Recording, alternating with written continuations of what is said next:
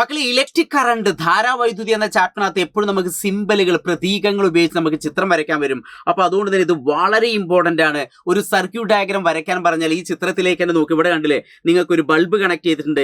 ആ ബൾബിൽ നിന്ന് വയർ എടുത്തിട്ട് രണ്ട് സെല്ലിലേക്ക്, രണ്ട് ബാറ്ററിയിലേക്ക് നമ്മൾ കണക്ട് ചെയ്യുന്നു. പിന്നെ ഒരു സ്വിച്ചും കണക്ട് ചെയ്തിട്ടുണ്ട്. അപ്പോൾ അതിൻ്റെ ഒരു പ്രതീകം, അതിൻ്റെ ഒരു സിമ്പൽ ഉപയോഗിച്ചിട്ടുള്ള, അല്ലെങ്കിൽ അതിൻ്റെ ഒരു ഡയഗ്രാം എന്ന് പറഞ്ഞാൽ ഞാൻ അവിടെ സൂം ചെയ്ത് കാണിച്ചത് നോക്കിക്കോളൂ. ഇവിടെ ഒരു ബൾബ്, ആ ബൾബിൽ നിന്ന് എന്ത് ചെയ്യുന്നു, നമ്മളൊരു സെല്ലിലേക്ക് കണക്ട് ചെയ്യുന്നു. പിന്നെ ഒരു സ്വിച്ച് ഇങ്ങനെ കണക്ട് ചെയ്തു. അപ്പോൾ ഇതേപോലെയുള്ള പ്രതീകങ്ങൾ നമ്മൾ നിർബന്ധമായിട്ട് പഠിക്കണം. അപ്പോൾ ടെക്സ്റ്റ് ബുക്കിനകത്ത് ഇതേപോലെ കുറേ സിമ്പലുകൾ തന്നപ്പോൾ ഇത് നിർബന്ധമായിട്ട് നിങ്ങൾ എന്ത് ചെയ്യണം, പഠിച്ചിരിക്കണം, അറിഞ്ഞിരിക്കണം. അപ്പോൾ സെല്ല് എന്ന് പറഞ്ഞാൽ ഒരു പോസിറ്റീവ് ലീഡും ഒരു നെഗറ്റീവ് ലീഡും വരുന്നു.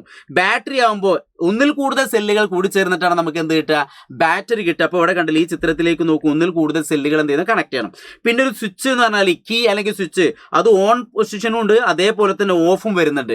അപ്പോൾ അത് എങ്ങനെയെന്നുള്ള പ്രത്യേകം ശ്രദ്ധിക്കണം. അപ്പോൾ ഒരു കീ സ്വിച്ച് നമ്മൾ സാധാരണ ഇങ്ങനെ അടയാളപ്പെടുത്തും.